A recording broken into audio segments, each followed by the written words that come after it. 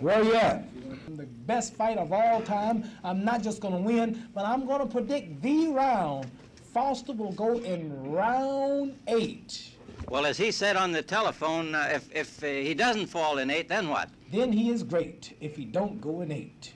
Tahoe Hotel, right at ringside, Lake Tahoe, Nevada, awaiting the start of the 12-round scheduled heavyweight bout between Muhammad Ali and the light heavyweight champion Bob Foster.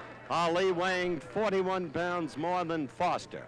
Earlier tonight, I had a chance to talk to the fighters. Let's go to those interviews. The viewers can obviously see this is a unique kind of fighter's dressing room. Actually, it's one of the rooms for one of the stars who are usually performing here in the Great Sahara Tahoe Hotel. But tonight, it's the dressing room of a hopeful man and one of the greatest light heavyweights who has ever lived, the reigning champion Bob Foster, who must go against a man 41 pounds heavier, Muhammad Ali. Yet you seem curiously composed, Bob. Well, Howard, you know me. Don't make a difference how much you weigh. I got enough power to take him out of there. And you know that he has proved susceptible to the left hook in the past, the late Sonny Banks, Henry Cooper, and, of course, Frazier. That's right, Howard. You know, a lot of people, you know, they always talk about how good I can hit with a left hook. So, you know, I'm not guys out with right hands, too, you know. That's true, but the left hook that did away with Tiger was, I think, one of the cleanest, most beautiful I've ever seen. For that matter, it was the same blow that did away with young Mike Quarry. That's right, Howard. I just had a guy set up to hit him with a left hook, you know.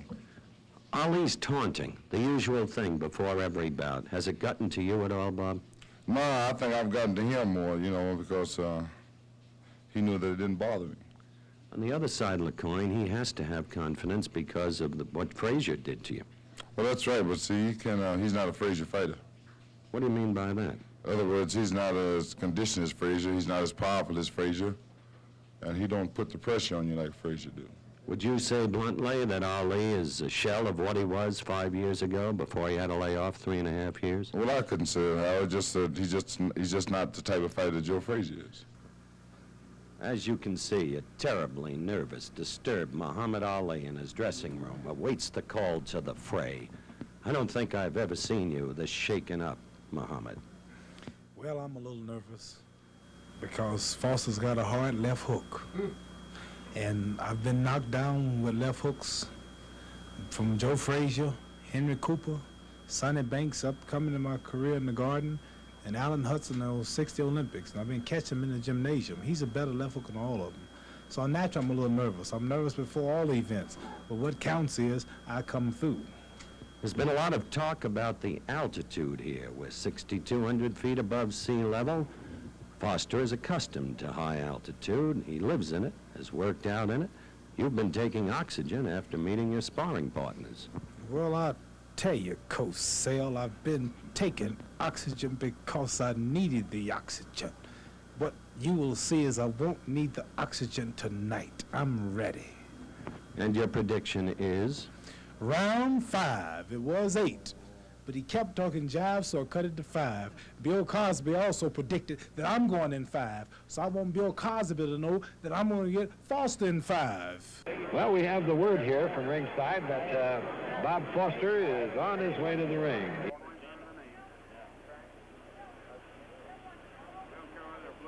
So there you are. You've had the American telecast there. Tommy Harmon, a one-time Hall of Fame footballer, and Isaac Hayes, the entertainer, the man they call Big Daddy. You heard them all in Britain, actually. I'm alongside them here at ringside and was unable to hear a word.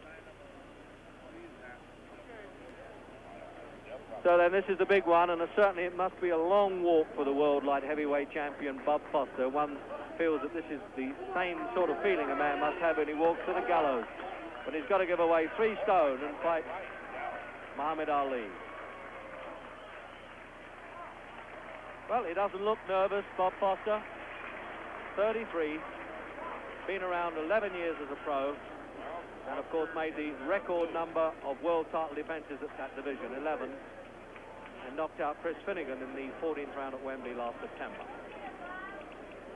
But it's certainly a handicap match then for Bob Foster, giving away almost exactly 3 stones, just a few ounces in it. He weighs 12 stone 12 pounds. That's about 6 pounds more than he weighed for Finnegan. And there's a recap on the record there. 49 fights. He's lost 5. 4 of those were against full heavyweight. And he's either knocked out or stopped 42 of those opponents. And in his career, the points for or against, he's only had 7 times in those 11 years as a pro. So it's either knockout or get knocked out with this fellow.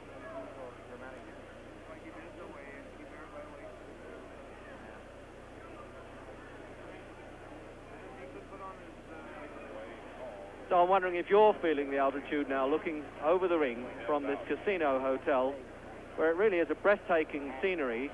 And at the altitude height, this is where they send athletes to train at Lake Tahoe, on the borderline between Nevada and California.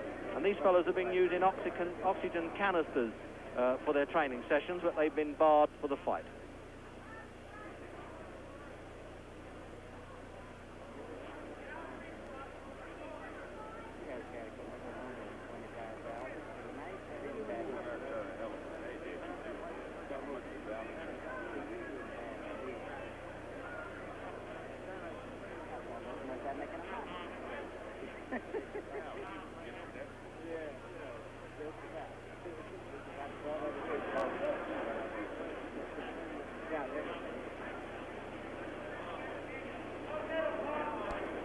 So there he comes. It isn't a conference room at all. It's the entry of the gladiators there. The man with the charisma, Muhammad Ali. He kept Bob Foster waiting a minute or two. I don't necessarily say that was deliberately. It may have been the dressing room whips weren't getting him out on time. But he's looking very casual about it, I must say. There he is, the big man himself then. 15 stone, 11 and a half. Coming to work again, and he goes in the ring as though he's going out for a stroll, but believe me, he's stretched just a little bit nervously. He doesn't kid us too much. He gets that adrenaline working for the big event.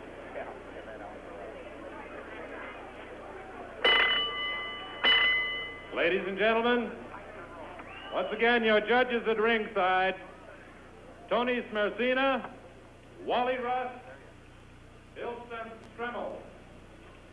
Timekeeper, Buzz Massa. Counting in the knockdown, Chris Schaller. Now for the main event of the evening, for the North American Heavyweight Championship, 12 rounds. Light heavyweight champion of the world from Albuquerque, New Mexico, weighing 180 pounds, the Duke City Destroyer, Bob Foster. Well, that's the new title, and it seems to have amused Foster, the Duke City Destroyer. He's really a highway patrolman in Albuquerque. And wearing white trunks, the former heavyweight champion of the world, the North American heavyweight champion from Cherry Hill, New Jersey, weighing 221 1/4 pounds, Muhammad Ali.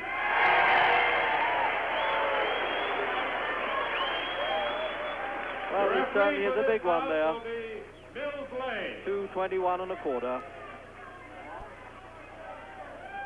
And the referee, Mills Lane, is a lawyer from Nevada, so he ought to be able to keep order okay. The Casino Hotel in Lake Tahoe, Nevada, with only an exclusive 1,700 customers, the heavy rollers, that means the big gamblers, $150 at the ringside pew, $75 the cheapest seat. But you must take an account and tell me after the bell. If a man scores a knockdown, he must go to the furthest neutral corner, and if they don't lie, wave him back.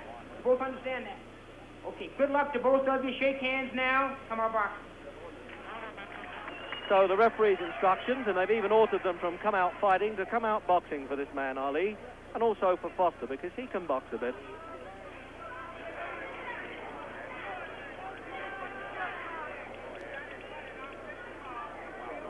So then the handicap match, I think, the reigning world light heavyweight champion here, Bob Foster, the man who fought this man, Ali, so many years ago as an amateur in a training session, had him on the floor with a left hook and said, I've always waited for the chance to do it again. Well, now we'll know.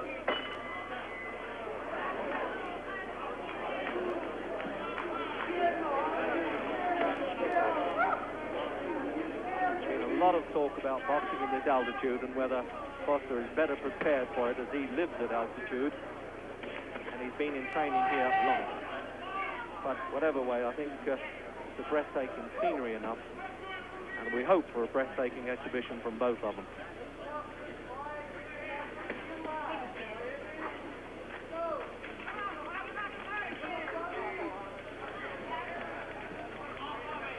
Well, there's one thing for sure, the lighter man of the two isn't backing off, and he's trying to fight side on to present a smaller target for Ali.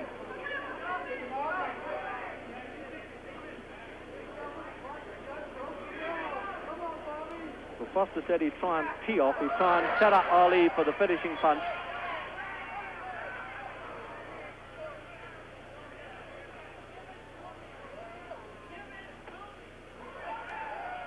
The big man now 5 pounds heavier than he weighed against Floyd Patterson. But still getting up on those toes at 30. Hasn't altogether lost that youthful exuberance. And that trainer, Angelo Dundee, there in the corner, that unusual shot.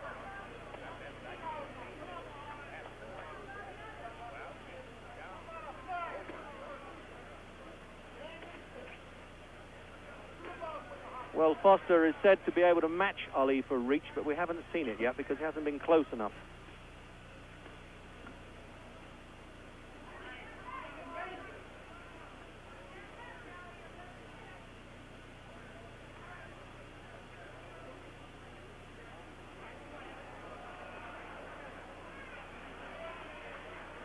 Well, Ali almost treating him with contempt.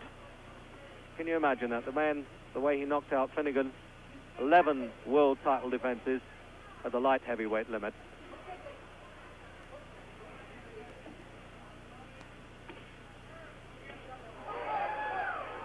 That was a sharp-looking left hook. He really teed off with that one, Ali. He wasn't falling with that one.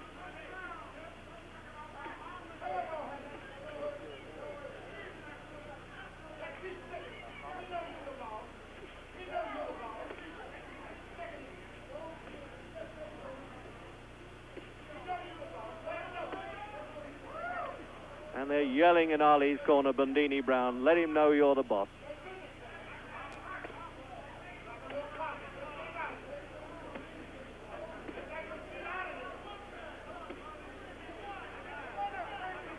So we're then into the last 10 seconds of the opening round.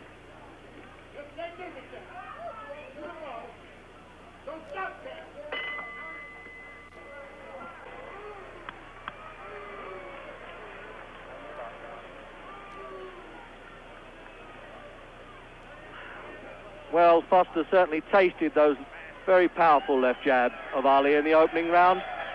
And that whistling there, of course, is for the beauty who's coming in with the rounds board. Very distracting, I must say, not only for boxers, but for commentators as well.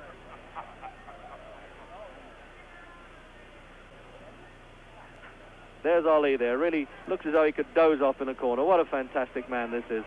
He's now 30.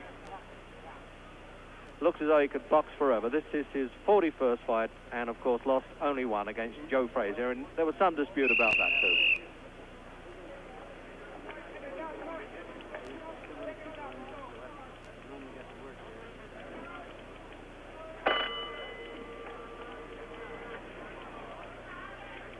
Second round, I mean, it's scheduled for 12 then.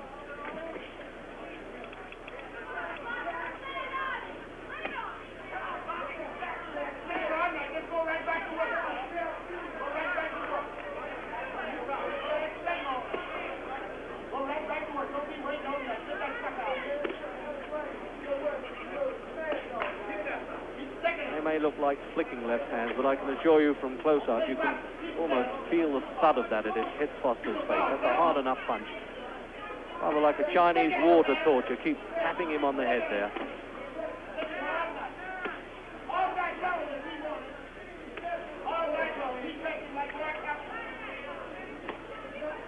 Certainly a lot of noise going on in Ali's corner there. I'm surprised that this lawyer referee doesn't call him to order a bit. But it's quite obvious to me that Foster's trying to tee off. He's trying to make Ali lean into him, get closer, and throw a hard blow. Frazier gambled a lot more when he fought Joe Frazier. Only lasted 2 rounds, but that really was a hard 2 rounds.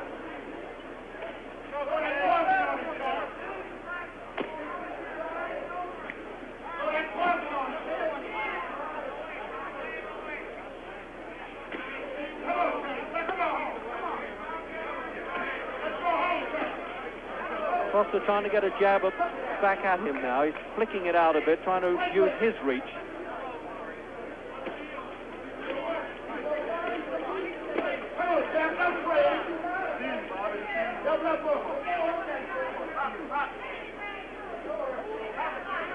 Well, this is one of the biggest rings I've seen. It's at least 20 foot. It really is decoratively done. But they're not using it at all. It's very heavily padded, and I don't know whether they can use oxygen canisters in the corner, but I understand that the Nevada State Commission said no, it's dangerous, but they allowed them to use it in training to help with the altitude problem.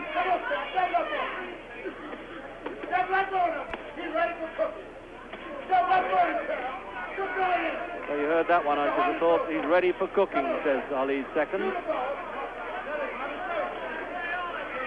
But the sheriff isn't giving up with this duel yet.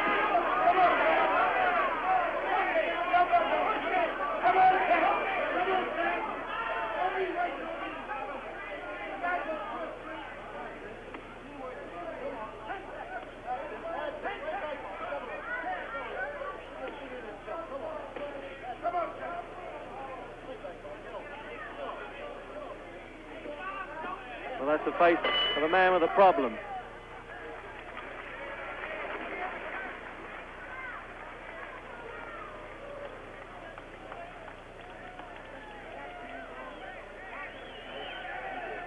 So a change of scenery now with the round girl, and it looks as though Bob Foster's also taking rather a crafty peek at her, taking his eye off the fight for a minute. He certainly can't afford to do that.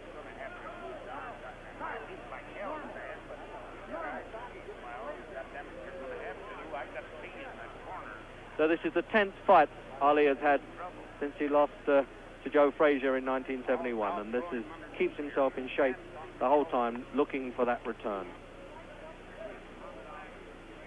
But he still hasn't scored a really clean-cut knockout since he was last champion in 1967 against Zora Folley, although Jürgen Blind did in fact get counted out, but it wasn't considered a clean knockout.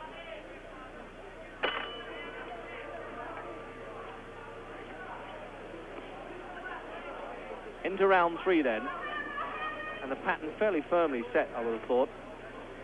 The big man using this very stiff jab, Foster trying to tuck himself inside it there it is, and use a left hook. He can also use a short right-hand punch. You may recall how he knocked out Mike Quarry with a superb left, but I also have seen him knock opponents out with a short right hand. Now, I wonder if he can get away with it here.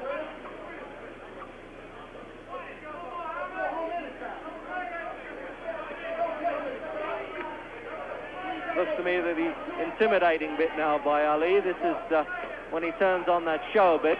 Foster almost scared out of his life. He's patting him on the back. Can you imagine? This is a man who really rips heads off at the light heavyweight limit.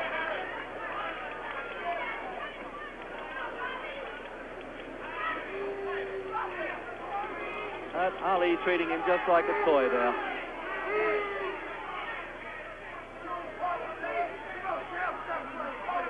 And they're yelling in the corner, "Stop playing, champ, let's go."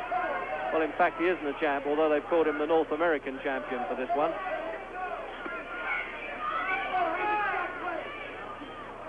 It really is Foster's psyched out of this fight, it looks, doesn't it? It looks as though he really doesn't know what to do with this big bear coming at him.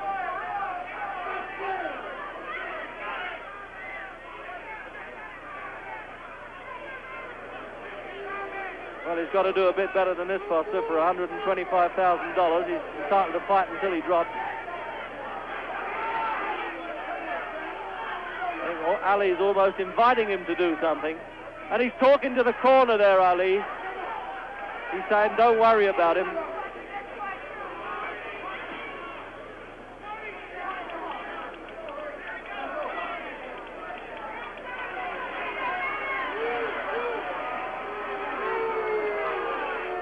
Like a father spanking a child. You couldn't believe that this man was the world light heavyweight champion, a very fearsome opponent in his own division. He really is humiliating Foster.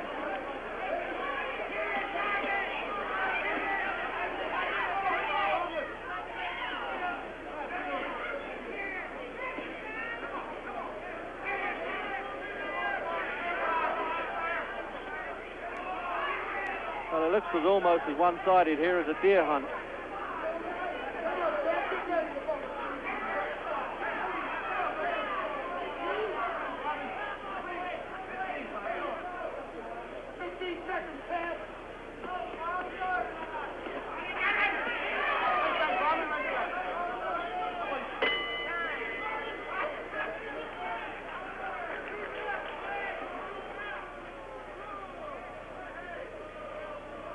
Well, you can hear this very high-paid audience here getting a bit restive there. They want to see a bit more from Ali. I think they want to see more from Foster, in fact, because there's not much more this fellow can do if the opposition won't open up.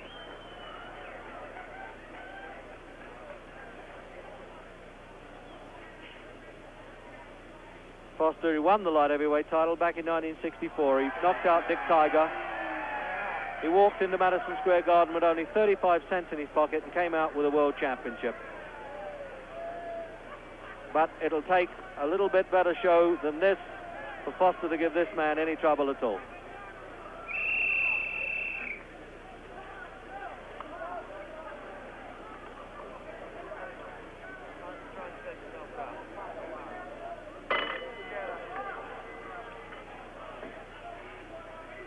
So, round 4 then. And I don't think there's any need for identification here. If you don't know Muhammad Ali, you must have been living in a cave.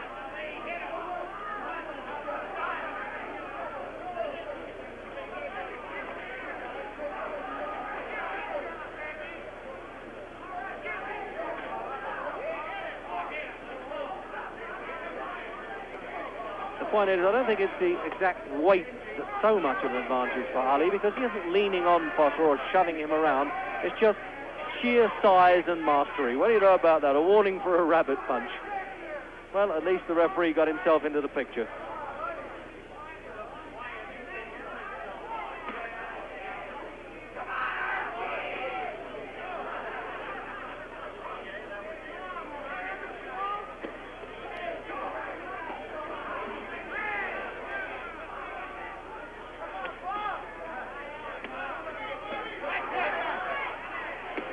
Well, the Foster at least managing to get the odd punch back now. Been exercising that left hand of his on the southpaw one-armed bandits in this casino during training. Should be in good shape.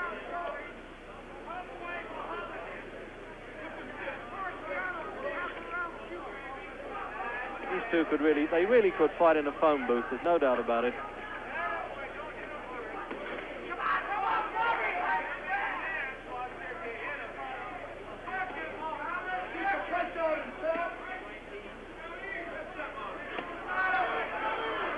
That was a cuff around the face that might have livened Ali up to say, well, I don't think I'm going to let this go much longer if this keeps up.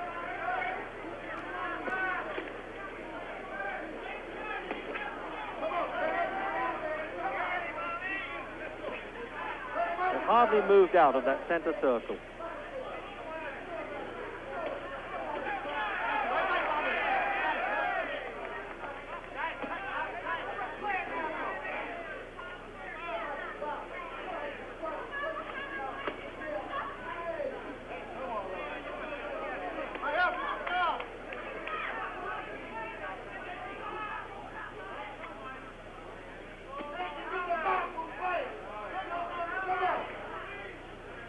Just, believe it or not, a little mouse, as they call it in boxing, under Ali's eye.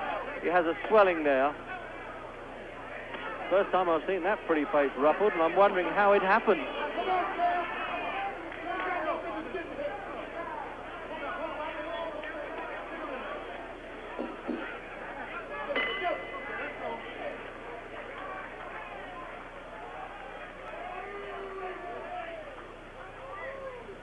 So the referee here collects the judges' scorecards at the end of each round.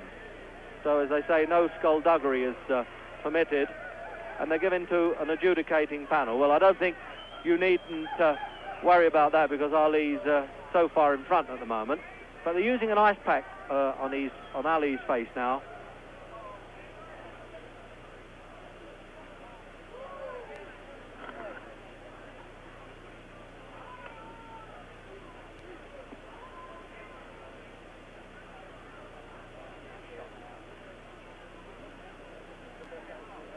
A bit of grease around Foster's face there to help him slip a few punches, I would think.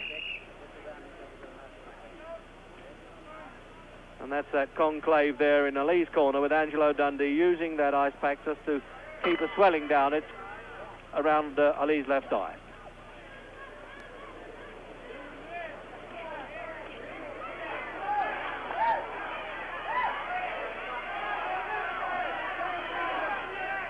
Well, I'm wondering now in the 5th round whether Ali is going to hang about.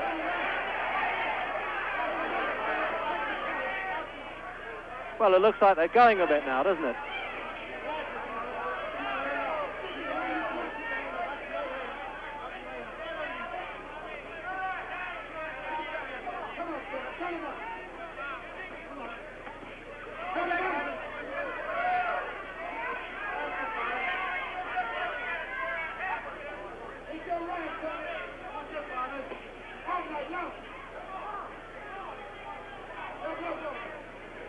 And it looks as though there's blood coming from that swelling around Ali's eye. Well, that is a real turn up for the book, isn't it?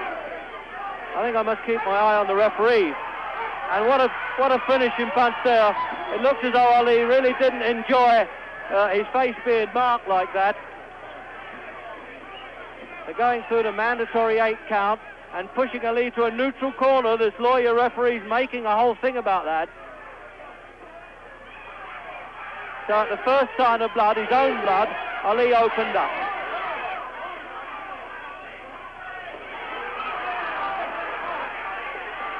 Oh, and a left hook there. It really unhinged Foster's knees, but he's having a go. And his own second's almost in the ring with him there. Just look at that. Foster's management halfway in the ring with him, but they won't get in.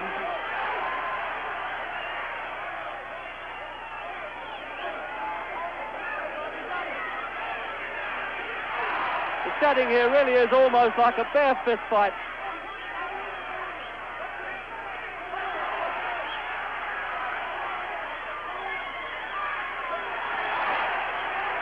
And isn't Foster getting some encouragement? The moment he gets through with a punch, the crowd go crazy there. But he's rocking again there. He's giving it all he's got, Foster, but his legs are unhinging. Yes. I don't think he's going to get up from that, is he? He's looking at the corner and saying, I can't do it. Is he going to count him out? No, he's made it.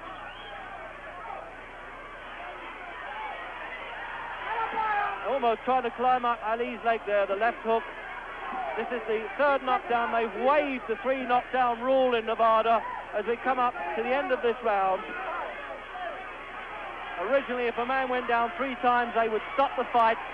But he might survive this round, Foster. I doubt it. Now the bell can't save him because the count will go on.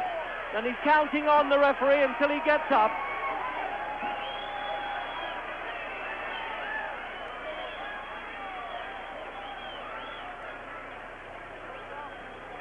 You talk about when punches land, it goes to the boots, and you'll see how Ali's punches really make Foster's legs unhinged there. Look.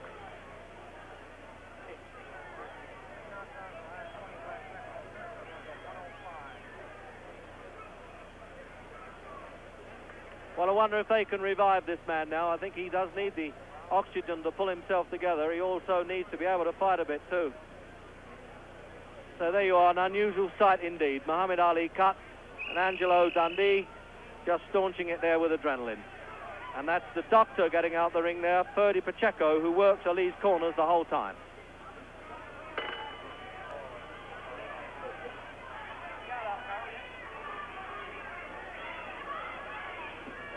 So round 6 now, with Foster well softened up in the 5th.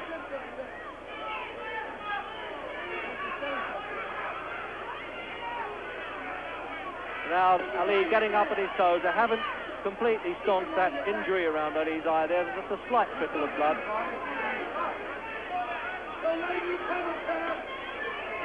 And this was the round now that Ali predicted at the weigh-in. Originally he said 8, and then he said this fellow started to jibe, he'll fall in 5. It's all a bit of a game, of course, with Ali, but it's taken very seriously around the world, and in some places he's hated for it.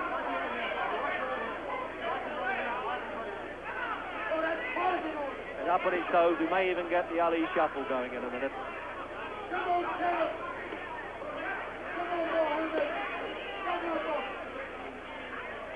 Come on, baby.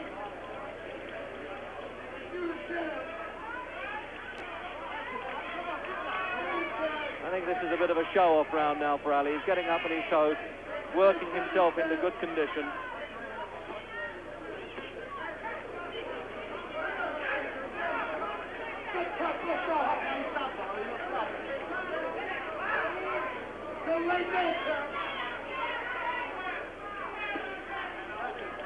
Well, he isn't pressing that advantage, Ali, is he?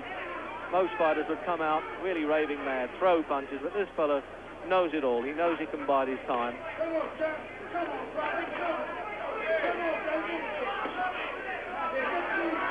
On the other hand, can you imagine what would happen if Foster teed off and landed a punch on Ali's chin? I think you could hear the roar around the world if that happened.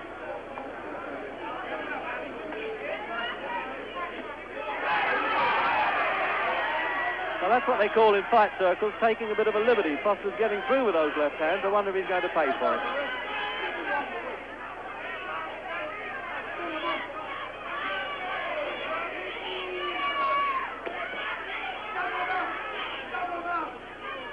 And they're yelling from Ali's corner now, double them up, means to use those punches in flurries.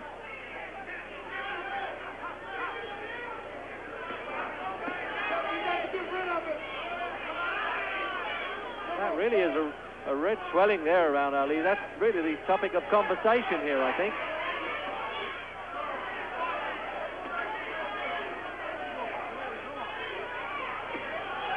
Those left hands, they really are suffering Foster up the whole time. You need a really strong neck and heart to cushion those.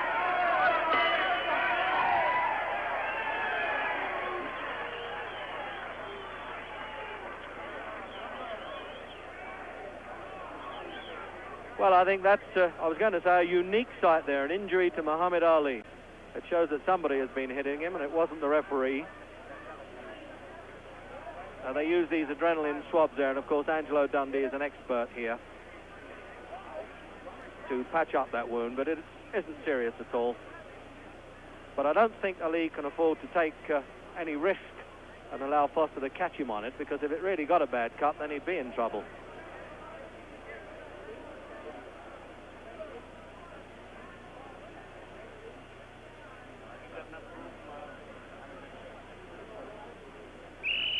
Almost like a makeup artist there, isn't he? This is show business with blood for Angelo Dundee.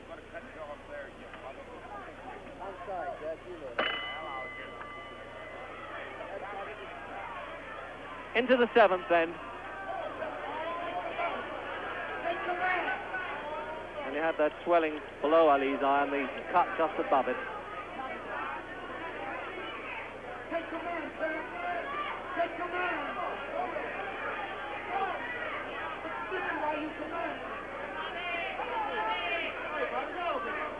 Very hard to work out what are Foster's tactics. Is he saying, I think Ali might tire a little bit, or is he saying, no, I don't want to get too near this fellow, I'll copy it again?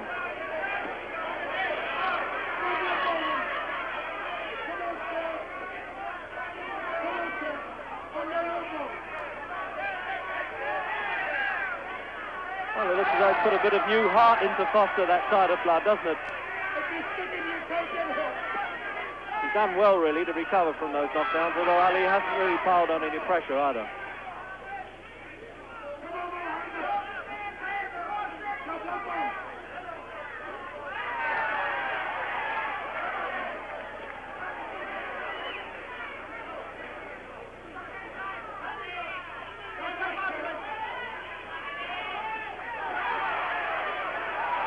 Well, he played that right hand on Ali's eye all right. And what encouragement. Anybody who gets through with a half a punch against this fellow gets all the encouragement in the world.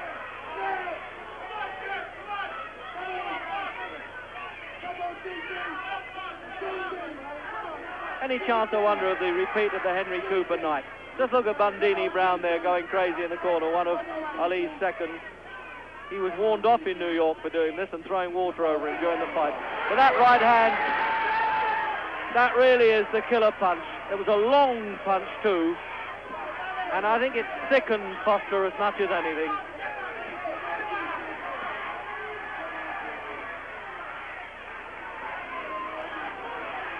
Looks as though he's going for the finish here, the payoff now. And a trickle of blood right down the face, and there's a real mean look on Ali. Oh, and a right-hand shot. He's just pretending. He is just pretending. What a character, this man. He took Foster's best right-hand punch, and he's pretending that he's hurt. What a showman. Look at that. The whole world go crazy. They'll think that this fellow's going down. But take my word for it, I'm 3 feet away, and he's taking no notice. This must be surely one of the most unique fighters in heavyweight history. He took a punch full on the chin, he came back, and he just pummeled the life out of this man.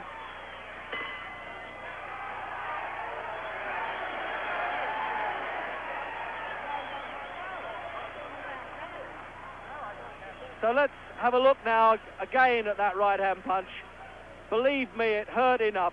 It thudded into Ali's chin, but he put on that show with the wobbly knees. He did that when Jerry Quarry caught him.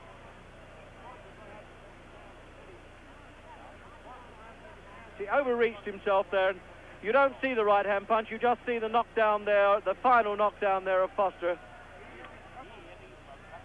But he looks as though he thinks he's won it, doesn't he, Ali?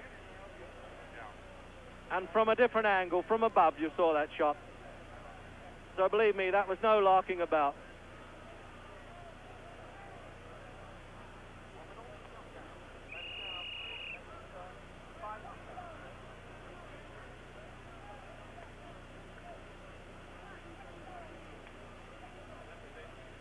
So there you are now.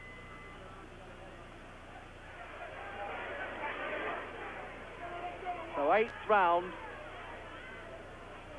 And with Foster up and down like a yo-yo now, and through his best punch and knows he can't get away with it. One of the secrets, I think, of Ali's greatness is his ability to take a good punch. He was on the floor with Joe Frazier. Of course, Henry Cooper left-hooked him over in 1963.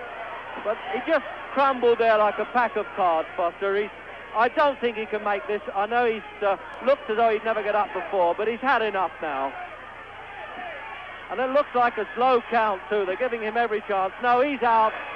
His legs have gone like a kid in a playpen there. And be fair, a little bit of compassion there from Muhammad Ali. He turned it on at the start of the 8th round. He knew he had to go out and do the job, and he did it well.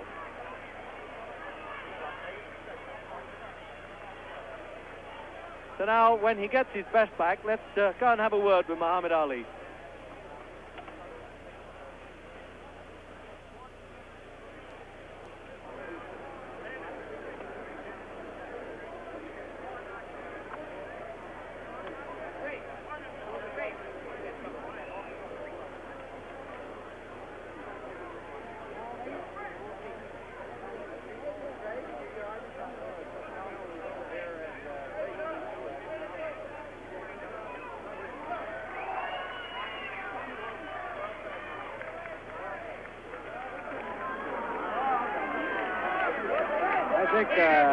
I think we may have to call you the prophet, young man.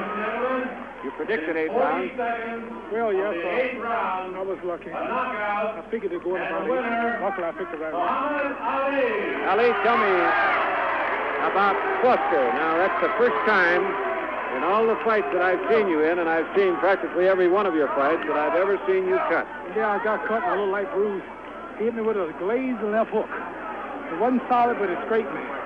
But I'm human also, and 1 out of 300 fights ain't too bad. No, it certainly isn't. I want to say hello to my friend Major Coxon, my wife Belinda, and Count and Ronnie and all my friends out there. And Bernie Pollock, a great friend of mine, who I built my training camp in Deer Lake, Pennsylvania on his land. And all my friends and fans in Louisville, Kentucky. All right, now tell me this. Did the altitude, the 6,200 feet, affect you? Did you feel tired? Yeah, I hate to admit it, but I did. It looked as though you were working and laboring a little harder than usual. Yes, mostly flat-footed style. The prancing and the dancing and the punching would have been a little too much for me. Now tell me this. One punch tonight, the first left hook that set him down, do you think that was the start of it? Yes, naturally it was. It shook him, but not quite enough. But when a man is dazed like that, the more he's hit, then the more easy it is for him to go down. Well, you certainly couldn't fault his courage. You knocked him down so many times, he constantly kept getting back up. He's surprised. Champ, if we can, we would like to roll that left hook. See if we can back up our tape here now, so you have an opportunity to see it, and perhaps you can describe what's going on. Well, right now I'm just feeling him out. He's real tricky. I had to watch him. He didn't have the power. Only one push with the left hook. A quick snap and left jab, which kept getting to me, as you see. But he didn't have the weight to follow through. I just caught him with a grazed right hand. I could do a lot of dancing, a lot of footwork, but he wasn't a Joe Frazier Cervallo type fighter where you have to keep moving away from him because he don't charge you too much. Well, now that was a long right that connected, and it appeared that extra power of yours, being a true heavyweight, really was the difference against the light heavyweight. Extra power helps a lot, right. Now, you got 41 pounds on him in terms of weight. As a light heavyweight, he also seemed to punch pretty well for that weight. So I'm glad I wasn't a light heavyweight, because if I was about his same weight, I think it'd been a lot of difference in the fight. I believe I would have won, but probably not as easy. Ali, you fought everybody that has come along. You have now taken the light heavyweight champion out of there. Where else do you go? What's the word on Frazier? Well, I'm fighting all the top contenders. Frazier's not actually doing too much right now. They forced him to take a fight and still look like it might not come off, but they forced him to fight George Foreman. And the way he looked with Terry Downs and Ron Stanton, hope he's in better shape for Foreman, because I want him to win, because I want one more shot at Joe Frazier. Well, the whole world wants to see that fight. Here is another knockdown on our backup. We'll back the tape up for you so you can see this one. Go ahead, take it over. Well, right now, I'm watching him because he comes up with that jab to the body, and I'm looking for that big hook to the head. He's throwing a lot of left jabs, and I just caught him with a solid right there.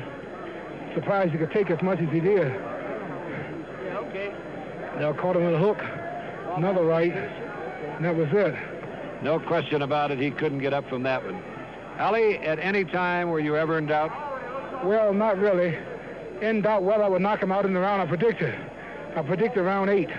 Then I predicted round 5, and I missed 5, but I did get him in 8, but I should have stuck him on. All right, now you've got Reg Guttridge here from the ITV over in England, going there by satellite. Well, hello to Reg and all my friends there who support the ITV. Mary and George, great friends of mine, and Patty Monahan, my #1 fan over there. Well, I'll congratulate you on their behalf, Marmy, but it's most unusual to see you, I was going to say, with the black eyes. That was... No, I got a little cut, How did that happen? He grazed me with a left hand. He did, huh? I am still a little human, but that's the first time I've really had a bruise in the professional Well, I fight. always knew you were human. Did this altitude get you at all? I know that you prophesied the right round. I thought it wouldn't, but it did. I couldn't dance and move like I wanted to. There was no need for it because he wasn't an aggressive fighter. Too, he just stays and stalks. Yeah. So it'd be real dead if I just did nothing but dancing when I wasn't dancing away from nothing. Well, I know you're looking to fight Joe Frazier again. We're all looking forward to that. Joe Frazier and that, fighting in England? you have another Joe over there, Joe Buckner. Oh, they do? Yes. As soon as I clean up everything here in America, I'm being the real world champion. I can't let nobody control one of the rooms in my house, which is the world. I want to come to London and try that Joe Buckner. And he's nearly as pretty as you, isn't he? Yes, he told me he was prettier than me, and I have to change all of that. Ali, I want to fight him right there in London. Look forward to that. Thanks a lot, Marty. So with that, then, you heard the great challenge from this most remarkable heavyweight. It's good night to you from State Line, Nevada. Now turn around here and let all the folks see that good-looking puss of yours. Tell me this, were you surprised at Foster's obvious punching ability with a cutting like that? The fight wasn't Foster. The fight was Muhammad Ali. Muhammad did all this to himself by playing. Only prayers brought us through. but it's teaching him a lesson to stop playing with important things and go ahead and cook. He's trying to make a prediction. The prediction is to win and stay champion for little kids like this. That's right. Well, we'll certainly hope that it won't be long before you get that Frazier fight. We will, with Thank your you very blessings. much. Thank you. Good to see you. Yes, sir. Well, we're waiting over here just a minute, if we can, to get a hold of Bob Foster. Can we get a hold of Mr. Foster here for a minute? How'd you like it, Tom? Angelo, it was a good fight. What did you think about it? Well, I think this guy with that prediction stuff, you know, he psychs himself up. He wants to go for the 5, and he slowed down on purpose not to get him out of there earlier. And that's a dangerous thing to do. Angelo Dundee, the manager and trainer, of course, of Muhammad Ali. Now, you didn't appear to be too worried about that cut. That's the first time I've ever seen him cut. Well, listen, I had to prove to myself I'm still a good cut man. I never worked on this guy before. Was it a type of punch that Foster was throwing that did it? You never know with cuts. There could be butts, elbows, heads. You never know. But it was a good shot. Bob, I want to certainly congratulate you. Let me tell you this, young man. As far as courage is concerned, you stand up there with anybody. That was a great fight. You were a little bit outmanned, but you certainly didn't back up. Well, no, it's not my, just like you said, I'm a fighter, you know. And I'm really hurt that, I don't know, Well, now tell me this. Was it were his punches that much more powerful? No, I wouldn't say it, but the guy have a tremendous right hand, you know. You just can't see it coming. I guess I just didn't have the weight to hold up on the right hand. You know, the jab wasn't bothering me at all, you know, but just my trainer warned me about the right hand, but I just couldn't see the right hand coming. He appeared to be not moving around as much. Did you expect that? Yeah, I expected him to move a lot, you know. I thought I had him there in one round there. I know he was hurt. He wasn't faking. I know he was hurt, you know. You got some good right hands in there, I'll tell you that. Bob, the inevitable question which everybody has to ask, you fought Frazier, you fought Ali. What are your comparisons, if any?